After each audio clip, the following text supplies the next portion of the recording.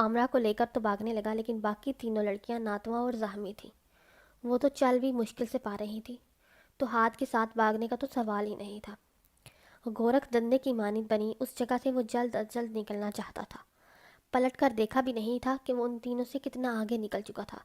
ایک دم جب گولی چلنے کی آواز آئی تو وہ رک گیا اور پلٹ کر دیکھنے لگا۔ اس کے بعد اسے چیخوں اور 2 مزید گولیوں کی آواز آئی۔ وہ تینوں لڑکیاں شہباز کے ہاتھوں قتل ہو گئی تھیں۔ اپنی عجلت میں اس کی وجہ سے 3 بے قصور لڑکیاں ماری گئی تھیں۔ اس نے سرخ ہوتی آنکھوں سے آمرہ کو دیکھا، جو کہ شاید اس دوران بے ہوش ہو چکی تھی۔ پھر اسے مزید مضبوطی سے اپنی باہوں میں پکڑا اور دوبارہ بھاگنے لگا۔ ان لڑکیوں میں سے ایک کے جسم سے بہتے خون کی وجہ سے وہ ان تک پہنچ پایا تھا۔ آمرہ کا پیچھا کرنے کے لیے کوئی نشان نہیں تھا، لیکن وہ بھی ہار ماننے والوں میں سے نہیں تھا۔ اندازے سے آگے بڑھنے لگا۔ کیبن کے فرش سے نکلتے راستے سے پہلے وہ خود باہر نکلا اور کھڑکیوں سے باہر اندھیرے میں دیکھنے لگا۔ اس کے بعد وہ واپس اس سرنگ میں اترا اور پھر آمرہ کو باہر نکال کر خود بھی نکل آیا اور راستہ دوبارہ باہر کر دیا۔ اس کا دل بے ترتیبی سے دھڑک رہا تھا۔ کیبن کی دیوار سے ٹکر لگائے وہ گہری سانسیں لینے لگا۔ اس کے ذہن میں ان تینوں کے چہرے گھوم رہے تھے، لیکن ابھی رکنے کا وقت نہیں تھا۔ جیسے ہی اس کی سانس کچھ بحال ہوئی، وہ آمرہ کو دوبارہ اٹھا کر کیبن سے باہر نکلا۔ اس کے اندازے کے مطابق وہاں کوئی بھی نہیں تھا۔ اس سب میں صرف احتشام اس کے ساتھ تھا۔ ماریو کو پہلے ہی وہ باہر چھوڑ آیا تھا، لیکن ان پھر چاروں کو بھی وہاں سے نکالنے کا فیصلہ کیا۔ اب مسئلہ صرف یہ تھا کہ وہ اس عورت کو اسٹیٹ سے باہر کیسے لے جائے۔ تبھی اس کے دماغ میں ایک ترکیب آئی۔ اس نے کیبن میں بچھا کارپٹ اٹھایا اور اس میں آمرہ کو اسے لپیٹنے لگا کہ کسی کو وہ آرام سے دکھے بھی نہیں اور وہ بآسانی سانس بھی لے پائے۔ کارپٹ میں لپٹی آمرہ کو کندھے پہ لادا اور پھر تیزی سے اس گیٹ کے قریب لگی گاڑیوں کی طرف بڑھا۔ ان کے دروازے چونکہ کھلے تھے، اس لیے اس نے آمرہ کو پچھلی سیٹ کے نیچے رکھ دیا۔ ابھی وہ دروازہ بند کر کے پلٹا ہی تھا، گیٹ کی طرف سے ایک گارڈ کو اپنی طرف بڑھتے پایا۔ ہاتھ صاحب، آپ یہاں پہ؟ اس کا چونکہ اس طرف سے گزر بہت کم تھا، اس لیے وہ چونکا تھا۔ ہاں، مجھے یہ کار چاہیے تھی، اس کا چابی دو۔ وہ کار کی چابی نکالنے لگا۔ کیا کوئی مسئلہ ہے تو مجھے بتائیں۔ وہ سرسری سی نگاہ گاڑی میں ڈال کر پوچھنے لگا، لیکن اندھیرے کی وجہ سے اس کارپٹ کو نہ دیکھ پایا۔ اگر مجھے ہے بتانا ہوگا تو بتا دوں گا۔ اب نکلو یہاں سے۔ وہ اسے تیور دکھاتا گاڑی میں بیٹھ گیا اور پھر سٹارٹ کرنے لگا۔ اسے کار ڈرائیو کرتا دیکھ کر باقی کارز نے بھی بنا کسی چیکنگ کے فوراً گیٹ کھول دیا اور وہ آمرہ کو لے کر وہاں سے نکل گیا۔ جب عمر کو اس سب کا پتہ لگا تو وہ ہاتھ پہ بڑک اٹھا۔ اس کی وجہ سے وہ تینوں لڑکیاں مار گئی تھیں اور اس نے خود کو بھی خطرے میں ڈالا۔ اس کے موجود خون کی چاہت اور بے صبری کو بند لگایا یا کنٹرول کرنا بہت ضروری تھا۔ سزا کے طور پہ اس کی ٹریننگ مزید سخت کر دی گئی۔ وہیں آمرہ اور ماریا کو الگ سیف ہاؤس بھیج دیا گیا۔ نیلی آنکھیں اور سنہری بالوں والی اس بچی کو دیکھتے ہی اسے ایک سینڈرا کی یاد آئی تھی۔ اسے تو لگا تھا کہ وہ بچی بھی مر چکی ہوگی، لیکن وہ زندہ تھی۔ جب ہاتھ کو پتہ لگا کہ ماریا کوئی اور نہیں بلکہ اس کی بہن ہے، تو اس کا بس نہ چلا کہ شہباز مرزا کو بھی اسی طرح چلائے اور مارے جیسے وہ باقیوں کے ساتھ کرتا تھا۔ جیسے جیسے وہ جوان ہوتا گیا، اس نے ہر وہ کام کیا جس سے اس کا باپ اس پہ اعتماد کرنے لگے۔ اسی دوران حمیرہ کی بھی بیماری سے وفات ہو گئی۔ رباط، جو کہ احتشام کے ساتھ رہتا تھا، یہی سمجھتا تھا کہ وہ اس کا سگا بھائی ہے۔ نہ حمیرہ نے کبھی اس کی غلط فہمی دور کی اور احتشام بھی اسے سگے بھائیوں کی طرح چاہتا تھا۔ آہستہ آہستہ ہاتھ شہباز کو پس منظر میں کرتا خود سب سنبھالنے لگا۔ پہلے بھی شہباز صرف حکم دیتا تھا، لیکن ہاتھ نے یہ غلطی نہیں کی۔ وہ حکم دینے والوں میں سے نہیں تھا، بلکہ وہ خود سپہ سالار تھا۔ کم وقت میں ہی اس نے اپنے قبضے میں لے لیا، لیکن سب ایک دم ختم کر دینا ممکن نہیں تھا۔ اس عرصے میں وہ سب بہت طاقتور ہو چکے تھے، اس لیے ہاتھ کو آہستہ آہستہ ان کی جڑیں کاٹنا تھی۔ اس نے کبھی خود کو کمزور ہونے نہیں دیا۔ خون کی چاہت ایک کمزوری تھی جسے وہ قابو کرتا گیا۔ اسے قتل و غارت سے ابھی بھی ویسا ہی سکون آتا، لیکن اب وہ خود کو اس احساس کا محتاج نہیں ہونے دیتا تھا۔ وقت گزرتا تھا، اس کی زندگی یہی تھی، اور وہ ان مجرموں کو آسانی سے کیفر کے داں تک پہنچا رہا تھا، جس کی سب سے بڑی وجہ یہ تھی کہ اس کا ذہن ایک مجرم کا تھا، ایک وحشی درندے کا۔ اس نے بچپن سے یہی سیکھا تھا کہ کسی کو معاف کرنا، اور وہ ایسا ہی تھا۔ 18 سال کی عمر میں جب شہباز نے اس سے پوچھا کہ وہ کیا تحفہ چاہتا ہے، تو ہاتھ نے اس سے وہ گھر مانگا جس میں اس کی ماں کی شادی ہوئی تھی، جہاں وہ پیدا ہوا، اور جہاں اس کی ماں اسے بچپن میں ساتھ لے جا کر باغبانی کیا کرتی تھی۔ اس کے ذہن میں وہ ابھی بھی نقش تھے جب وہ اس کی مدد کرتا تھا۔ شہباز نے وہ جگہ اس کے نام کرنا چاہی تو ہاتھ نے اس جگہ کی باقاعدہ قیمت ادا کی۔ اس جگہ کے کئی حصوں کو دوبارہ سے بنایا گیا، جس میں سب سے اہم خفیہ راستے بنانا تھا۔ اسے کسی ہاؤس ٹیکر کی ضرورت تھی اور عامرہ اس کام کے لیے تیار تھی، اور وہ اور ماریا اس کے ساتھ رہنے لگی۔ اس دوران اس نے ماریا کو ہر وہ طریقہ سکھایا، بس کبھی اس کے ساتھ وہ نہ ہو جو کسانڈرا یا صدف کے ساتھ ہوا۔ جب ہاتھ کے دشمن ابھرنے لگے تو اس نے ماریا کو الگ جگہ شفٹ کر دیا، جبکہ عامرہ نے کہیں جانے سے انکار کر دیا۔ وہ اس کی شکر گزار تھی اور اب وہ اس کا احسان اتارنا چاہتی تھی۔ احتشام اور ہاتھ نے دن رات مل کر کام کیا اور سب سے پہلے انسانی سمگلنگ کرنے والے عناصر کو نشانہ بنایا۔ اس دوران کیپٹن عمر نے خوب کوشش کی کہ اسے باقاعدہ خفیہ تنظیم کا حصہ بنایا جائے، لیکن پھر ہاتھ کی عادات سے وہ خاموشی اختیار کر گیا۔ وہ کبھی کسی کے انڈر کام نہیں کر سکتا تھا، اس کے کام کا طریقہ بھی غیر انسانی تھا، تبھی تو وہ بیسٹ تھا۔ اسے اپنی مرضی کرنے کی پوری اجازت تھی، کیونکہ اس کا خفیہ اداروں کا مقصد ایک تھا، لیکن نہ تو وہ اسے اپنانا چاہتے تھے اور نہ ہی ہاتھ ان کے لیے کام کرنا چاہتا تھا۔ عمر جو کب میجر بن چکا تھا، ہاتھ سے ملاقات کے دوران کہنے لگا، تم اپنے باپ کی طرح ظالم بننا چاہتے ہو کیا؟ انہوں نے دیکھا تھا کہ کیسے ہاتھ نے بے دردی سے کسی جانور کی طرح اپنے ٹارگٹ کی چمڑی اتاری تھی۔ باپ کی طرح؟ نہ، وہ شیطانیت سے مسکراتا تھا۔ کہنے لگا، میں تو اس سے بھی زیادہ ظالم ہوں، شہباز مرزا کی طرح بننا تو میری توہین ہوگی۔ وہ اسے کہتا وہاں سے چلا گیا۔ وہ دونوں ایک دوسرے کے مددگار تھے، لیکن ایک نہیں۔ خفیہ تنظیمیں ہاتھ جیسے شخص کو اپنا خلاف نہیں کرنا چاہتی تھی، اور ہاتھ اسے ان کی کوئی پرواہ نہیں تھی، جب تک کوئی اس کے راستے میں نہ آتا۔ حورین کے خون کا ذائقہ ابھی بھی اس کے لبوں میں تھا۔ اس نے جان بوجھ کر اسے کاٹا تھا۔ وہ اسے اب تک انتظار کروانے کی چھوٹی سی سزا تھی۔ جب وہ کیفے میں داخل ہوا تو احتشام اور زرار سمیت میجر عمر بھی وہاں موجود تھے۔ وہ سب سے ملتا احتشام کے ساتھ خالی کرسی سنبھال کر بیٹھ گیا۔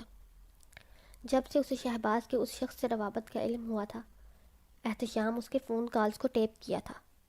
اس بار اس کا شکار شاطر تھا، لیکن اسی میں تو سارا مزہ تھا۔ شہباز بھی اب کچھ ہی سانسوں کا محتاج تھا۔ وہ شخص اس وقت کاغان میں ہے۔ لاسٹ کانٹیکٹ جو شہباز کے ساتھ ہوا، اس وقت وہ وہیں تھا۔ احتشام بنا وقت ضائع کیے بتانے لگا، تو پھر ہم ابھی وہاں روانہ ہوتے ہیں؟ زرار ساتھ ہی کہنے لگا۔ میجر عمر سر ہلاتے سب سن رہے تھے۔ کیا یہ کنفرم ہے احتشام؟ ایک دم کنفرم۔ اگر وہ وہاں نہ بھی ہوا تو اس جگہ موجود اس کے ٹارچر ہاؤس تک تو ہم پہنچ ہی سکتے ہیں۔ ہاتھ جس کا رخ کیفے کے دروازے اور کھڑکی کی طرف تھا، وہاں سے گزرتی ہوئی وین کو اچانک دیکھنے لگا۔ وہ وین باقی سب سے قدرے سستی سے چل رہی تھی۔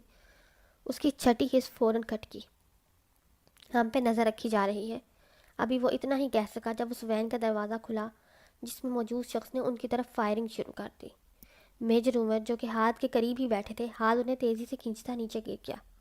احتشام کا چہرہ بھی دروازے کی طرف ہونے سے وہ پھرتی سے گولیوں کے راستے سے ہٹا، لیکن زرار جو اس طرف پشت کیے بیٹھے تھا اتنا خوش قسمت نہیں نکلا۔ گولی اس کی کمر میں لگی تھی۔ اسے لہو میں دیکھ لتا ہوا دیکھ کر میجر عمر تڑپ اٹھے تھے۔ زرار وہ اسے پکارنے لگے، میں ٹھیک ہوں پاپا۔ آخر کو وہ بھی کیپٹن تھا، ایسی گولیوں سے ڈرتا ہوتا تو کبھی اس جگہ نہ پہنچتا۔ زرار ٹیبل کو ڈال بناتا فائرنگ کرنے لگا۔ عمر دیوار کی اوٹ سے فائرنگ کر رہا تھا۔ لوگ چیخ رہے تھے، کانچ ٹوٹ چکا تھا۔ لوگ اپنی جان کی حفاظت کے لیے چیختے ادھر ادھر بھاگتے تو گولیاں لگنے سے گر جاتے۔ کچھ لوگ انہی کی طرح فرنیچر کا استعمال کر رہے تھے۔ بچے رو رہے تھے۔ احتشام بھی مسلسل فائرنگ کر رہا تھا۔ زرار کو اب خون زیادہ بہنے سے چکر آنے لگے تھے۔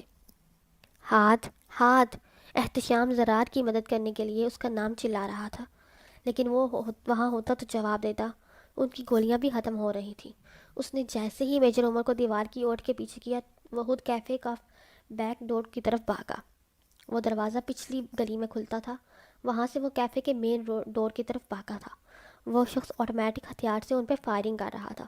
اس نے ہاتھ کو اپنی جانب بڑھتے ہوئے بھی نہ دیکھا۔ جیسے ہی اس کی نظر ہاتھ پہ پڑی، وہ اس باری مشین کا رخ اس کی طرف پھیرنے لگا، لیکن اتنے میں وہ ہاتھ کے نشانے پر آ چکا تھا۔ ہاتھ نے اس کے سر پہ ایک بار ہی شوٹ کیا اور اس کا آدھا سر ذروں میں تبدیل ہوتا ہوا اڑ گیا۔ وین کے ڈرائیور نے جب اپنے ساتھی کو زمین پہ گرا پایا تو وہ اسے بگا لے جانے لگا۔ ہاتھ کو وہ زندہ چاہیے تھا، اس لیے اس نے ٹائرز پہ فائرنگ کر دی۔ اتنی دیر میں احتشام بھی باہر آ گیا اور وین پہ فائرنگ کرنے لگا۔ اس کے سارے ٹائرز بسٹ ہو چکے تھے اور وین جولتے ہوئے ایک دکان میں جا لگی۔ وہ دونوں اس کی طرف بھاگے۔ وہ شخص ہاتھ میں گن تھامے وین سے نکل رہا تھا، جب ہاتھ نے اسے کلائی سے تھاما اور گن کا رخ اپنی طرف سے ہٹا دیا، جبکہ دوسری کوہنی اس کے ناک پہ وار کیا۔ وہ سب اتنی جلدی ہوا کہ ناک ٹوٹنے سے اس کے ہاتھ سے بندوق پہ پکڑے جیسے ہی ڈھیلی ہوئی ہاتھ نے اسے اپنے ہاتھ میں لے لیا۔ اب وہ شخص دونوں ہاتھوں سے اپنا ناک تھام کر کرا رہا تھا۔ خون ہاتھوں سے ہوتا ہوا زمین پہ بہہ رہا تھا۔ احتشام نے جلدی سے اس کی تلاشی لی اور ہاتھ کو زرار کی حالت کا بتانے لگا۔ ہاسپٹل یہاں سے دور ہے، اسے ماریا کے سیف ہاؤس سے لے جاؤ، وہ احتشام کو کہتا ہوا اس شخص کو گردن سے دبوچتا اپنی کار کی طرف لے گیا۔ ماریا نے کئی سال ایک بہترین سرجن سے تربیت حاصل کی تھی، وہ ایسے ہی حالات کے لیے تیار کی گئی تھی۔ احتشام واپس پلٹا جب میجر عمر زرار کو پچھلی سیٹ پہ ڈالے گاڑی ڈرائیو کر رہے تھے۔ زرار اب بے ہوش ہو چکا تھا۔ انہوں نے ایک لمحے کے لیے گاڑی سست کی اور احتشام ان کی برابر والی سیٹ میں بیٹھ گیا۔ ان کا خون بہت بہہ گیا ہے، عمر مضبوط لہجے میں کہنے لگا۔ اسے ماریا کے پاس لے جانا ہوگا، وہ قریب ہی ہے۔ اس کے بعد اگر کوئی اور حملے کا خطرہ نہ ہوا تو ہاسپٹل لے جائیں گے۔ عمر جانتا تھا ماریا کہاں رہتی ہے اور ابھی سیف ہاؤس ہی بہترین آپشن تھا۔ وہ 5 منٹ کے فاصلے پر موجود سیف ہاؤس کی طرف بڑھنے لگا۔ ہاتھ اپنے سامنے بیٹھے اس شخص کو دیکھ رہا تھا۔ اس کے کچھ دانت ٹوٹ چکے تھے اور زمین پہ ادھر ادھر گرے پڑے تھے۔ ہاتھ نے بے بسی اتنی زور سے مکہ مارا تھا کہ اس کا جبڑا ٹیڑھا ہو چکا تھا۔ اسے بولنے میں تکلیف ہو رہی تھی۔ ہاتھ نے بنا کسی سوال کے اس پر خوب تشدد کیا، اور اب جب وہ ادموا ہوا پڑا تھا تو اسے سوالات کر رہا تھا۔ کس نے بھیجا تمہیں یہاں؟ واحد کیا کہتا؟ اس کا تو منہ ٹیڑھا ہو چکا تھا، ہلنے سے بھی تکلیف ہوتی تھی، اور وہ بولنے کا کہہ رہا تھا، وہ تو چیخ بھی نہیں پا رہا تھا۔ ہاتھ نے اس کے پیٹ میں ایک زوردار کک لگائی۔ چونکہ اس کے شوز کی نوک اسپیشلی دانت سے بنی تھی، اس لیے وہ شخص تڑپ اٹھا۔ کس نے بھیجا تمہیں؟ وہ اب اس کے سامنے زانو بل دوبارہ بیٹھ گیا۔ وہ اب اسے لاپرواہی سے سگریٹ جلاتا ہوا دیکھ رہا تھا۔ وہ شخص اسے بتانے کی کوشش کر رہا تھا لیکن اس کے منہ سے صرف ہوا نکل رہی تھی۔ ہاتھ سگریٹ کے کش لگاتا اسے دیکھ کر مسکرا اٹھا۔ وہ شخص پاگل تھا، اس نے اسے جس بے رحمی سے مارا تھا وہ عام نہیں ہو سکتا تھا۔ ہاتھ نے اپنے شوز میں سے چاقو باہر نکالا جبکہ اس کی نظریں لگاتار اس شخص پہ جمی تھیں۔ جانتے ہو جب یہ گرم چاقو تمہاری آنکھوں میں جائے گا تو کیا ہوگا؟ وہ اس کی بات سے کپ کپا اٹھا اور پھر ہمت کر کے بولا، فواد۔ اس نے بامشکل نام ادا کیا۔ ہاتھ وہ نام سن کر ایک دم کہیں وقت میں بہت پیچھے چلا گیا۔ اس نے اسے آخری بار 14 سال کی عمر میں دیکھا تھا۔ اسے لگا تھا شاید وہ مر چکا ہے، اس لیے کبھی اسے ڈھونڈ نہیں پایا۔ ہاتھ نے اسے بالوں سے پکڑا اور اس کا سر اوپر کو کھینچا۔ اس کا ٹیڑھا ہوا چکا جبڑا لٹک رہا تھا اور منہ کھلا ہوا تھا۔ پاس ہی پڑے لوہے کا پائپ اب اس کے ہاتھ میں تھا۔ گڈ بائے، یہ کہتے ہوئے ہاتھ نے وہ پائپ اس شخص کے گلے میں ٹھونس دیا۔ پائپ اس کے حلق کو چیرتے ہوئے اس کے جسم میں اتر گیا۔ اگلے ہی لمحے وہ شخص تڑپتا ہوا پھٹی آنکھوں سے اسے دیکھتا مر گیا۔ وہ بہت سکون سے اٹھا اور دروازے سے باہر نکل گیا۔ باہر کھڑے شخص کو اس لاش کو ٹھکانے لگانے کا کہتا احتشام کو کال کرنے لگا۔ احتشام جب مراد کے ساتھ زرار کو اٹھائے وہاں پہنچا تو ماریا ان کی کال سے تب سب تیار کر چکی تھی۔ وہ دونوں اس کمرے میں لے گئے جو کسی مہنگے ہاسپٹل کے کمرے سے کم نہیں تھا۔ اسے یہاں لٹا دو، وہ اسے سنگل بیڈ پر لٹانے کی حمایت کرنے لگی۔ ہلکے بھورے بالوں والے اس ہینڈسم شخص کو وہ پہلی بار دیکھ رہی تھی، جو اس وقت خون بہہ جانے سے بے ہوش ہو چکا تھا۔ وہ اسے بیڈ پر الٹا لٹانے لگی کیونکہ گولی کمر پہ لگی تھی۔ عمر اور احتشام اسے لٹاتے ہی اس کے راستے سے دور ہو گئے۔ اس نے بنا کسی انتظار کے دستانے پہنے اور جلدی اسے اینٹی سیپٹک سے اس کا زخم صاف کرنے لگی۔ ماریا، اسے کچھ ہوگا تو نہیں؟ عمر بے چینی سے پوچھنے لگا۔ وہ اس کی اکلوتی اولاد تھی۔ گھبرائے نہیں، شکر ہے گولی ریڑھ کی ہڈی میں نہیں لگی اور زیادہ گہرا زخم نہیں لگ رہا، وہ انہیں مسکراتے ہوئے حوصلہ دینے لگی۔ جبکہ احتشام بیڈ کے قریب ہی آئی وی اسٹینڈ پر خون کا پیکٹ سیٹ کرنے لگا جو کہ فریزر میں موجود تھا۔ ماریا خون صاف کر کے کسی اوزار کے بنا ہی انگلی اس کے زخم میں گھساتی گولی محسوس کرنے لگی۔ اس کی اس حرکت سے احتشام کو تو دماغ گھوم گیا۔ جیسا بھائی ویسی بہن، وہ بڑبڑاتا ہوا اس سے دور ہوا۔ کیا تمہیں لگتا ہے کہ تم ٹھیک کر رہی ہو؟ عمر کو بھی اب شک سا ہونے لگا۔ اوف، مجھے چیک کرنے دے، گولی کہاں ہے؟ میرے پاس الٹرا ساؤنڈ مشین نہیں ہے، وہ انہیں ڈانٹتی ہوئی کمرے سے جانے کا کہنے لگی۔ جیسے ہی اسے گولی محسوس ہوئی، اس نے اپنی لمبی پتلی انگلی باہر نکالی اور پھر ٹویزر سے گولی نکالنے لگی۔ اس کی انگلی کی وجہ سے خون دوبارہ رسنے لگا تھا، وہ اسے روکنے لگی، جبکہ احتشام پہلے ہی زرار کو خون لگا چکا تھا۔ اس کے زخم کو میڈیکلی طور پر استعمال کرنے والے تیزاب سے ہلکا سا جلا کر ماریا نے خون روک دیا۔ اب وہ اس پہ اینٹی سیپٹک لگاتی پٹی کرنے لگی۔ زرار کے کپڑے اور ماریا کے دستانے خون سے رنگے تھے۔ ماریا نے اس کی شرٹ زخم کی جگہ سے کاٹتی تھی، اب کو کینچی پکڑے اس کی مکمل شرٹ کاٹنے لگی۔ اس کا خون ساری کمر پہ پھیلا ہوا تھا۔ احتیاط سے اسے صاف کرتی دیکھنے لگی کہ کہیں اور تو گولی نہیں لگی۔ ابھی وہ یہی دیکھ رہی تھی جب عمر مزید انتظار نہ کر سکا اور کمرے میں داخل ہوا۔ وہ ابھی بھی اس حالت میں بے ہوش پڑا تھا، یہ ابھی تک ہوش میں نہیں آیا، اور وہ فوجی کٹ بالوں پہ ہاتھ پھیرتے کہنے لگا، انکل مجھے یقین ہے آپ کو اندازہ ہے کہ گولی لگنے کی بات کوئی اتنی جلدی ہوش میں نہیں آتا۔ وہ اپنے اسی میٹھے بناوٹی انداز میں پلکیں جھپکاتی کہنے لگی، ویسے اس کا بی پی بھی کچھ دیر میں نارمل ہو جائے گا اور ہارٹ اٹیک بھی بس ٹھیک ہی ہے، بس زخم میں کوئی مسئلہ نہ ہو اور یہ کچھ دنوں میں گوڑے جیسا ہوگا۔ وہ لاپرواہی سے اس کے کندھے پہ چپت لگاتی کہنے لگی، اللہ اللہ، اسی لیے سرجن صاحب نے نکالا ہوگا تمہیں اپنی شاگردگی سے، بھلا کوئی مریض کو ایسے ہی تھپڑ لگاتا ہے، وہ بھی جب مریض میجر صاحب کا بیٹا ہو۔ احتشام اسے آنکھیں دکھاتا کہنے لگا۔ اس کی بات پہ وہ اس کا کندھا سہلانے لگی جہاں کچھ دیر پہلے ہی اس نے حملہ کیا تھا۔ آپ فکر نہ کریں، یہ قابل ہاتھوں میں ہے، وہ اب روایتی انداز اپناتے ہوئے کہنے لگی۔ ہاں وہ تو میں دیکھ چکا ہوں۔ وہ اپنا سر پکڑے صوفے پہ گر گئے جبکہ احتشام اسے چڑھانے کے انداز میں دانت نکالنے لگا۔ حبیث انسان، بندہ پہلے ہی بتا دیتا ہے۔ وہ بڑبڑاتی ہوئی پلٹ گئی۔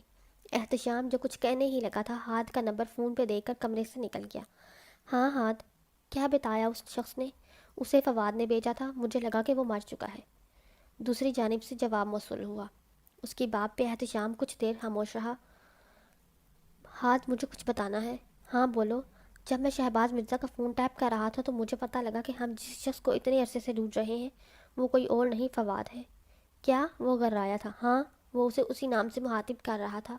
اس کا مطلب حرین کے ساتھ سب فواد نے کیا ہے۔ وہ اپنے فون کو دبوچتے ہوئے کہنے لگا۔ حرین کے ساتھ کیا؟ احتشام الجھتا ہوا پوچھنے لگا۔ کچھ نہیں، یہ بتاؤ کہ زرار کیسا ہے؟ زرار ابھی بھی بے ہوش ہے، لیکن ماریا ساتھ ہی ہے تو زیادہ مسئلہ کی بات نہیں۔ ٹھیک ہے تم وہیں رکو، میں ابھی گھر جا رہا ہوں۔ ہاتھ اسے کہتا فون بند کر کے گاڑی کی طرف بڑھ گیا۔ پہلے ڈگی میں سے الگ شرٹ نکالی اور پہلی شرٹ اتار کر اسے چہرہ اور ہاتھ صاف کر کے ڈگی میں پھینک دیا، پھر نئی شرٹ پہن کر ڈرائیونگ سیٹ پر بیٹھ گیا۔ اسے حرین کے کندھے پہ بنا نشان یاد آیا تھا، اور وہ انگوٹھی بھی۔ شاید وہ سب اس لیے جانا پہچانا لگ رہا تھا کیونکہ اس نے وہ دونوں چیزیں دیکھی تھیں جب وہ بچپن میں اس کے ساتھ ٹارچر ہاؤس گیا تھا، لیکن دھیان دوسری طرف ہونے سے دوسری سرسری ہی نگاہ ان پہ ڈالی تھی۔ اس نے غصے سے اسٹیئرنگ وہیل پہ زور سے اپنا ہاتھ مارا، اور اگر وہ یاد کر پاتا تو ابھی تک اس تک پہنچ چکا ہوتا۔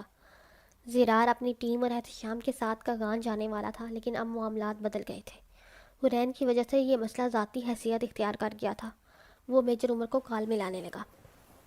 یہ آپریشن میں لیڈ کروں گا اور کل ہی ہم کاغان کے لیے روانہ ہو جائیں گے۔ نہیں میجر، مجھے تمہارے کوئی فوجی نہیں چاہیے، اس معاملے میں یہ سب خود دیکھ لوں گا۔ اس کی بات پہ عمر نے اسے کچھ کہا تھا جس پہ وہ لب بھینچ گیا۔ میں تمہارے 2 آدمیوں کو ساتھ لے جاؤں گا، لیکن اس شرط پہ کہ کسی آرمی بیسمنٹ میں نہیں رکیں گے، بلکہ میرے سیف ہاؤس میں جائیں گے۔ وہ اسے اپنا الٹیمیٹم دیتا فون کاٹ گیا۔ اپنے سیف ہاؤس میں رہنے کی وجہ حرین تھی۔ اب وہ جانتا تھا کہ مرتضیٰ اور تانیہ حرین کو فواد کو دے رہے تھے، تو وہ حرین کو اکیلا چھوڑ کر جانے والا نہیں تھا۔ ایسے میں ایک پہاڑ پہ بنے اس کے سیف ہاؤس سے زیادہ محفوظ جگہ کوئی نہیں تھی۔ جب وہ گھر پہنچا تو سیدھا گیسٹ روم میں گیا۔ فریش ہو کر جب باہر آیا تو آمرہ ڈائننگ ٹیبل پر کھانا لگا رہی تھی۔ حرین کہاں ہے؟ وہ اپنی شرٹ کے بازو فولڈ کرتا پوچھنے لگا۔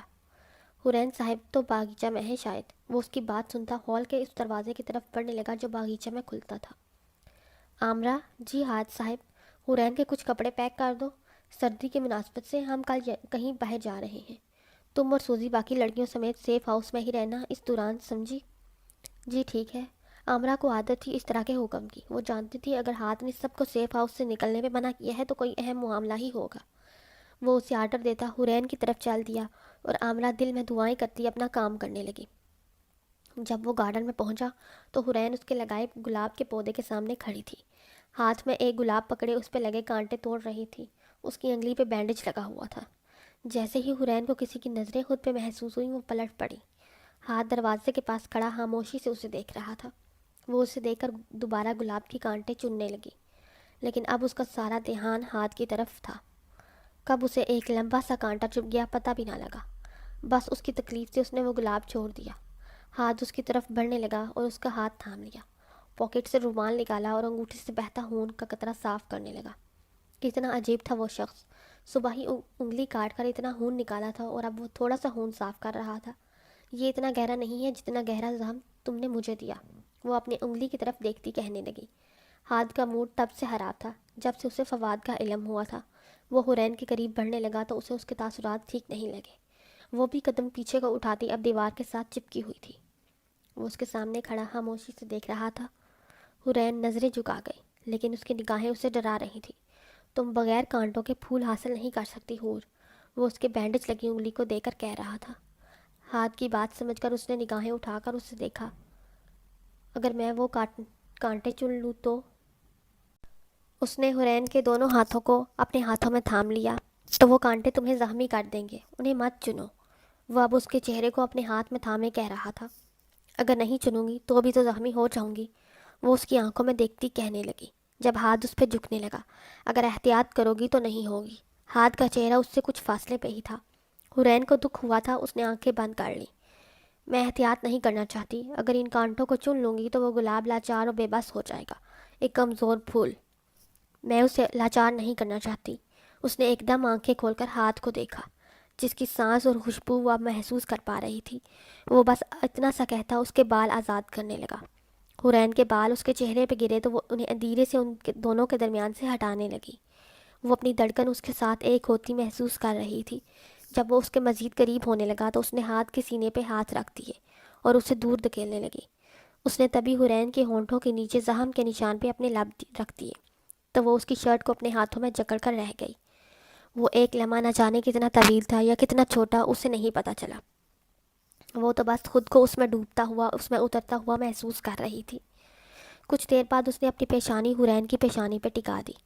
وہ اب زور زور سے سانس لے رہی تھی۔ اسے لگا جیسے اس کے گرد ساری ہوا ہاتھ نے اپنے قبضے میں کر لی ہو۔ ڈارلنگ، سب ٹھیک ہے؟ وہ پہلے اس کی خوشبو اپنے اندر اتارتا، پھر اس کی پیشانی کا بوسہ لینے لگا۔ سب ٹھیک ہے؟ ہاں سب ٹھیک ہے، ہمیں کسی نے نہیں دیکھا۔ وہ کانپنے لگی تھی تو ہاتھ اس کا دھیان بھٹکانے کے لیے کہنے لگا۔ اس کی بات پہ حرین نے اسے پھر سے دھکا دیا۔ گلابی پڑتی رنگت اب سرخ ہونے لگی تھی۔ اس کی اب کی بار وہ ہنسی ضبط کرتا اسے راستہ دے گیا۔ وہ ایک سیکنڈ میں وہاں سے غائب ہوتی چلی گئی اور ہاتھ اپنا سر جھٹک کر رہ گیا۔ زرار کو اسی سیف ہاؤس رکھا گیا، البتہ اس کے لیے ایک بہترین ڈاکٹر کو وہاں ضرور بلا لیا گیا، اور ماریا کو لگا جیسے اس کی توہین کی گئی ہو۔ ڈاکٹر نے اس کا اچھے سے معائنہ کیا تو وہ خون بہنے سے کمزور تھا، لیکن اس کے وائٹل نارمل تھے۔ زرار کو کچھ دیر کے لیے ہوش آیا تو عمر صاحب قریب ہی تھے۔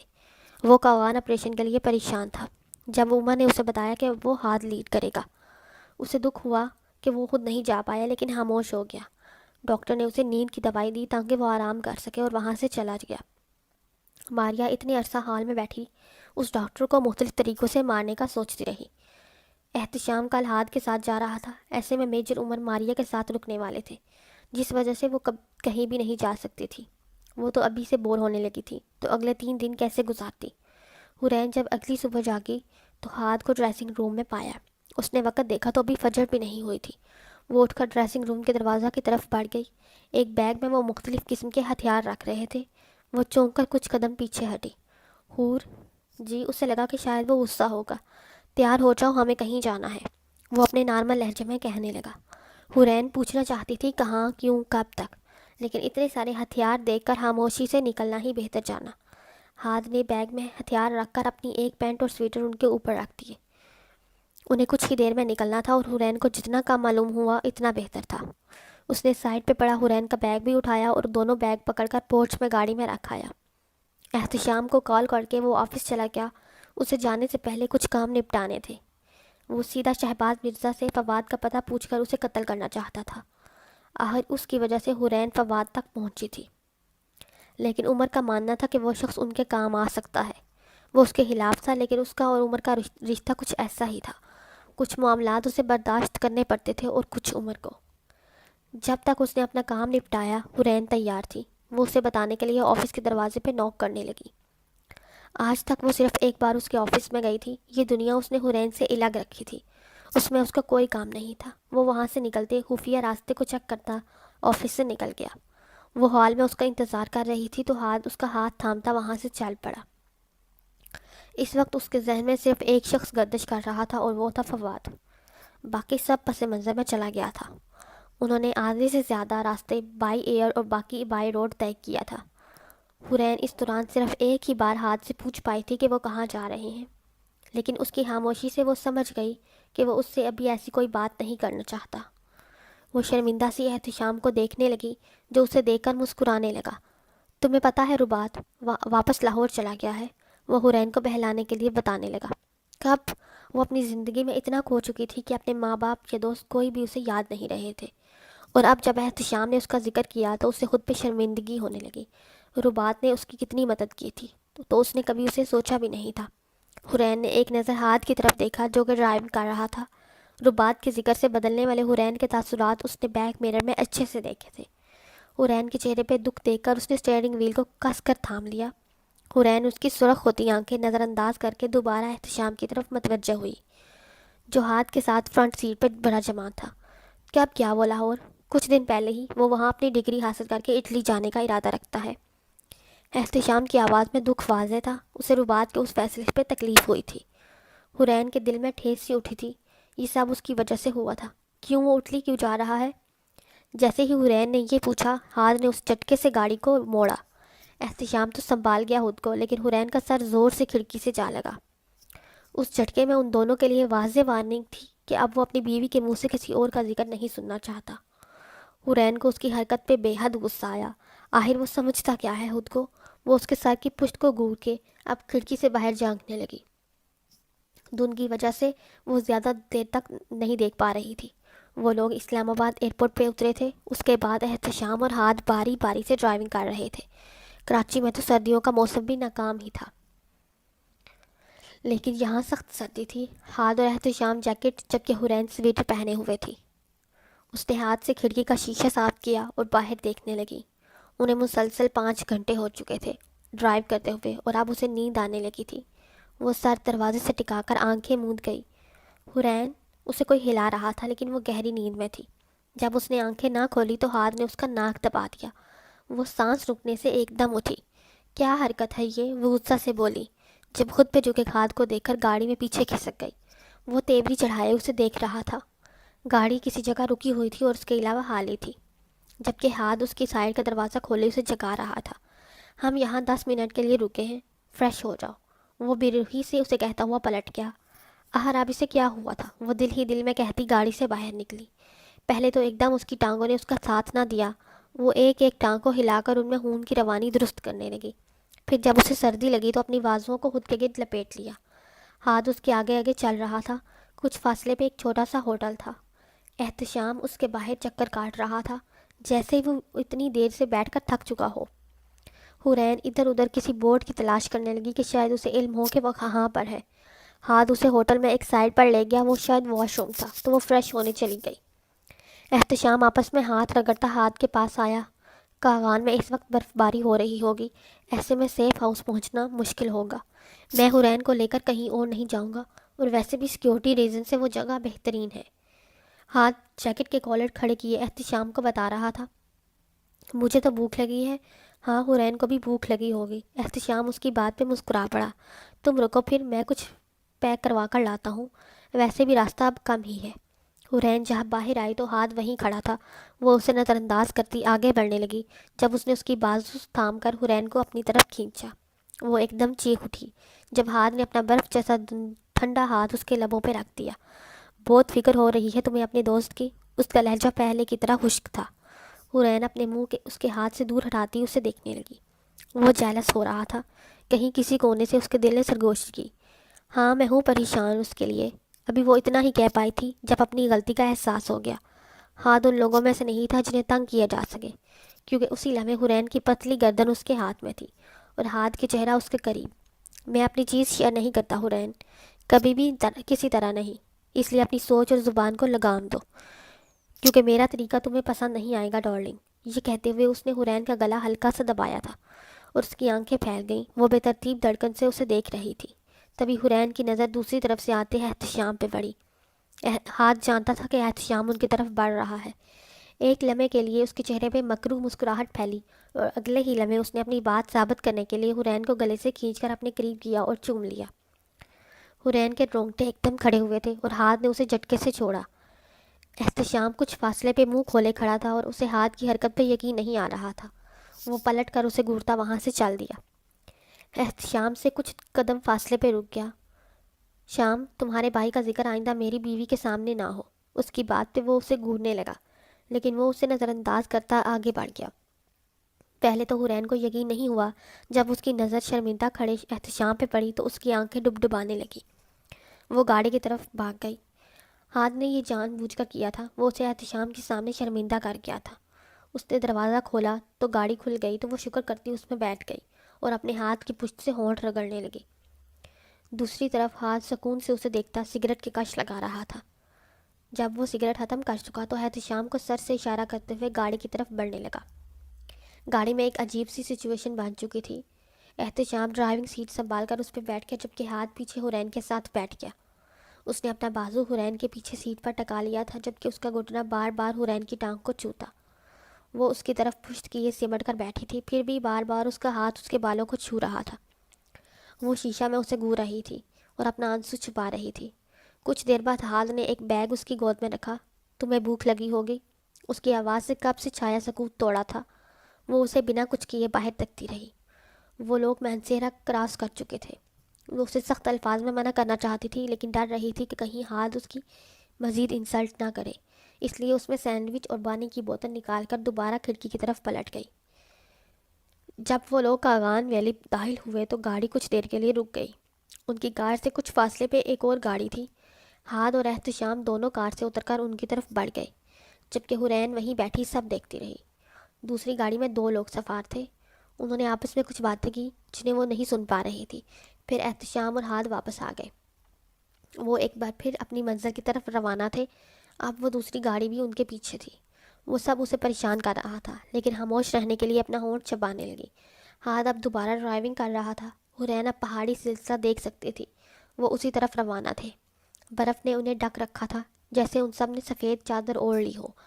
وہ بے سبب ہی مسکرانے لگی۔ اسے برف باری ہمیشہ سے پسند تھی۔ گاڑی اب کچے راستے پر رواں تھی تو اس نے بھی سیٹ بیلٹ لگا لی، لیکن اب وہ بےتابی سے باہر دیکھ رہی تھی۔ حرین کو سمجھ نہیں آیا کہ وہ اتنی برف میں اس پہاڑ پر کیسے جائیں گے۔ تبھی ہاتھ نے کار کا رخ ایک ڈھلان کی طرف کیا، جس کے ساتھ ہی درختوں کا جھنڈ تھا، برف سے ڈھکے ہوئے تھے، جو اگر کسی کو اس جگہ کا نہ پتہ ہوتا تو قریب سے گزرنے سے بھی معلوم نہیں ہوتا تھا کہ وہ ایک راستہ ہے۔ اس راستے پہ درختوں کی وجہ سے برف بھی کم تھی، لیکن جگہ خراب تھی۔ وہ اب کافی سست رفتاری سے راستہ طے کر رہے تھے۔ ہر کچھ فاصلے پہ موڑ تھا۔ پیچھے مڑ کر دیکھنے سے بھی ایسا لگتا تھا جیسے یہ جگہ مکمل طور پہ بند ہے۔ 1.5 گھنٹے کی ڈرائیونگ کے بعد اسے قدرے اسپاٹ جگہ پہ ایک خوبصورت گھر دکھا، جو نہ تو زیادہ وسیع تھا اور نہ ہی زیادہ چھوٹا۔ اس کی چھت کی ڈھلوان برف سے بھری تھی۔ دونوں گاڑیاں اس سے کچھ فاصلے پر درختوں کے نیچے روک دی گئیں اور اب وہ سب باہر نکل رہے تھے۔ حرین کا پورا دھیان اس خوبصورت جگہ پہ تھا۔ وہاں کافی سردی تھی۔ سانس لیتے ہوئے منہ سے نکلتی بھاپ صاف دکھائی دیتی تھی۔ اس بنگلے نما ہٹ میں جاتے جاتے اس کے کان، ناک اور رخسار گلابی ہو چکے تھے، لیکن اس وقت حرین تو صرف اس برف میں کسی بچے کی طرح کھیلنا چاہتی تھی۔ برف بادلوں کی طرح نرم اور دودھ جیسی سفید تھی۔ اس کا دل تو بلیوں اچھلنے لگا۔ سفر کی تھکان اور ہاتھ کی حرکت مکمل طور پہ بھلائے وہ آنکھیں پھیلائے ادھر ادھر دیکھنے لگ گئی، جبکہ ہاتھ ان دونوں کے بیگ اٹھائے اب دروازے کا لاک کھول رہا تھا۔ اندر تمام جگہ گرد سے بھری تھی، جیسے کافی وقت سے بند ہو۔ اسے تو اندر جاتے ہی چھینک آنے لگی، جبکہ وہ چاروں اس دھول مٹی کو نظر انداز کیے سامان رکھ رہے تھے۔ حرین نے ان 2 لوگوں کو دیکھا تو وہ دونوں درمیانی عمر کے تھے، ایک ہاتھ اور احتشام کی عمر کا، جبکہ دوسرا ان سے قدرے بڑی عمر کا لگا۔ جسمانی اعتبار سے وہ دونوں کثرتی جسم کے حامل تھے اور احتشام انہیں ان کا کمرہ دکھا رہا تھا۔ وہ ان دونوں کو غور سے دیکھتی پلٹی تو ہاتھ کافی غصے سے اسے گھور رہا تھا۔ حرین کی تو جیسے روح ہی کسی نے قبض کر لی ہو۔ اس کی ٹانگیں ایک دم کانپنے لگی، لیکن وہ تو صرف ویسے ہی دیکھ رہی تھی کہ آخر وہ کون ہے۔ ہاتھ نے اسے پاس آنے کا اشارہ کیا تو وہ آیت الکرسی کا ورد کرنے لگی۔ اس نے بنا کچھ کہے حرین کی بازو کو جکڑا اور دوسری طرف لے گیا۔ ایک دروازہ کھولا تو دوسری طرف ایک وسیع کمرہ تھا۔ وہ اسے اس کمرے میں لے آیا اور سامان بھی اس کے قریب رکھ دیا۔ وہ اس کی تنی ہوئی نسیں صاف دیکھ سکتی تھی۔ ہاتھ کو پتا تھا ابھی وہ غصہ میں حرین کو خود سے دور کر دے گا، لیکن اس نے حرین کو اپنی زندگی میں شامل اسے دور کرنے کے لیے نہیں کیا تھا۔ وہ بے وقوف نہیں تھا، جانتا تھا اس کا بے جا غصہ اس کا مسئلہ ہے، حرین کا نہیں، اس لیے تب ضبط لازمی تھا۔ ویسے بھی اس وقت فواد کی وجہ سے وہ ضرورت سے زیادہ کھچا ہوا تھا۔ اس نے حرین کو وہاں چھوڑا اور کمرے سے باہر نکل گیا۔ ابھی انہیں اس جگہ کو رہنے کے قابل بھی بنانا تھا۔ سب کی ملی جلی محنت سے 2 گھنٹے بعد وہ جگہ مکمل طور پہ صاف تھی۔ حورین تو اب تھک کر سو چکی تھی۔ تمام ہیٹرز اس جگہ کو گرم کر رہے تھے، جبکہ وہ چاروں ہال میں سر جوڑ کر بیٹھے تھے۔ احتشام اوپن کچن میں کھڑا نہ جانے کیا بنا رہا تھا۔ اسے ابھی اپنے اوپر اٹس بھی سیٹ کرنے تھے اور پلیٹس بھی سیٹ کرنے تھے تاکہ وہ لوکیشن کو ٹریک کر سکے، جبکہ ہاتھ ان دونوں کو سارے پلان سے آگاہ کر رہا تھا۔ سکندر اور عاظم بہترین جوانوں میں سے تھے اور اپنی کام خوبی سے انجام دے رہے تھے۔ جب حورین کو کمرے میں بند وقت کافی ہو چکا تو ہاتھ اسے دیکھنے اٹھ کھڑا ہوا۔ دوپہر ہو چکی تھی، سورج بادلوں سے ڈھکا ہوا تھا، لیکن گرمی سے برف پگھل رہی تھی۔